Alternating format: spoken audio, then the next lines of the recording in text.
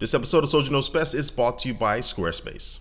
Hey, what's up guys, Soldier Knows Best here. Now, Samsung has just announced the brand new Samsung Galaxy S5. This, of course, is the successor to the S4, which came out last year, but this new S5 is bringing a slew of new hardware features and a couple new software features as well. So this video, I'm going to jump right into it and see exactly what this phone is bringing, and also to give you my opinion about where this phone is going to stack up on the market when it launches. Now, design-wise, the Samsung Galaxy S5 does look a lot like the S4 on the front. When we go to the back, you will find this new soft touch perforated back, which comes in 4 different colors: blue, white, black, and gold. And these colors will be depending on which country you're in. But for the most part, it's a welcome change to get away from that plastic back that people are just really growing tired of. Another new thing to the design is that the micro USB port does have a cover for it. So now this phone will be rated IP67 for water and dust resistance. So it should be able to be dunked into the water, or if you accidentally drop it in the bathtub, it should be just fine as long as you have that port covered. Now, the display is slightly bigger than the 5-inch display on the S4. It is 5.1 inches. So it will still be full 1080p and rocking 432 ppi. And Samsung is boasting that this display will be able to work a lot better in direct sunlight because it has technology which is going to be adjusting the display,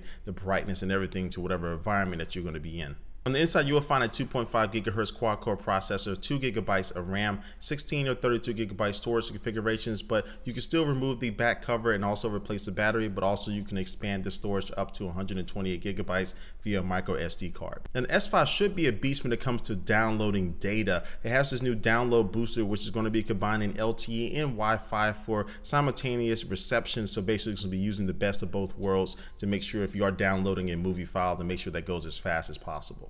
Now, camera-wise, it is rocking a 16 megapixel rear-facing camera and a 2 megapixel front-facing camera. And they have this new phase detection autofocus, which is going to make autofocus about 3 times faster than what it is on the Galaxy S4. And also, they have this live HDR view mode, which basically means if you're going to be taking an HDR picture or video, it will actually display it in real time on your phone, so you can see exactly how that final image is going to turn out.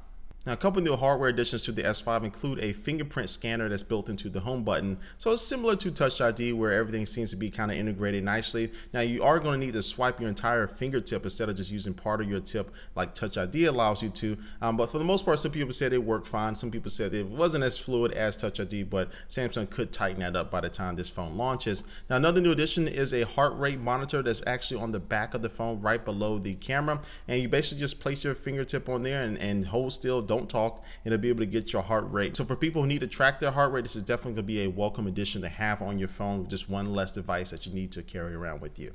Now, software-wise, this phone does have Android 4.4.2 KitKat, but of course they do have their TouchWiz UI on top of it, and they haven't changed as much as they changed from the S3 to the S4 when it comes to software. As I mentioned before, they do have a new version of S Health, and also they have this new ultra power saving mode, which will put your phone in a very, very, very low power state. So when you do get down on your battery, you don't have to worry about trying to find a USB cord right away to start charging. It just gives you a little bit more time.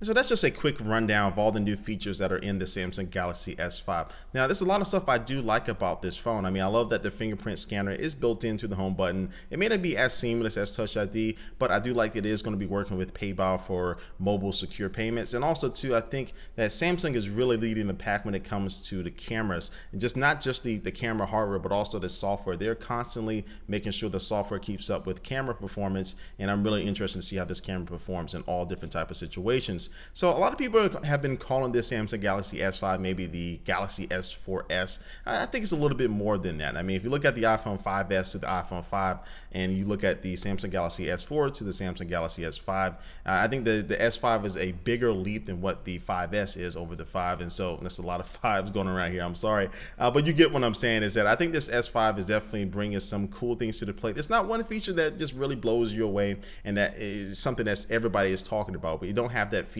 with this phone. But you do find a phone that Samsung has managed to kind of tone down on a lot of the stuff that it just really threw into the S4 and really kind of focus on certain things. And I think this phone is going to be a great all-around phone for people who are definitely upgrading from the S3. And even if you have an S4, I think this S5 will be worthy of a second look when it launches on April the 11th. So leave your comment down below. Let me know what you think about this new Samsung Galaxy S5. Is it everything that you wanted, or some things missing from this update? Let me know down below. Of course, all my social networks are down below as well. My Facebook, Twitter, and Instagram. And also make sure you do subscribe to my YouTube channel. And also make sure you do subscribe to my YouTube channel to be notified when I do upload new videos. And thanks for watching this video, guys. I will catch you later.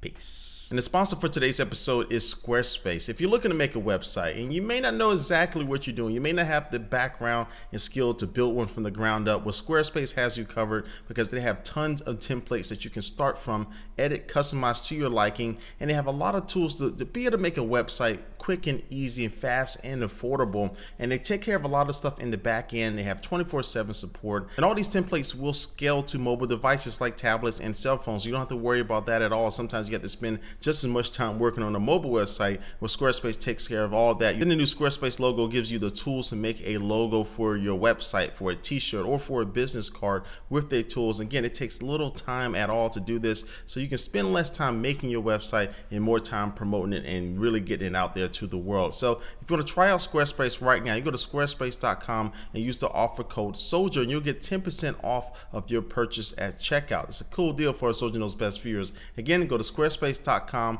and use the offer code SOLDIER.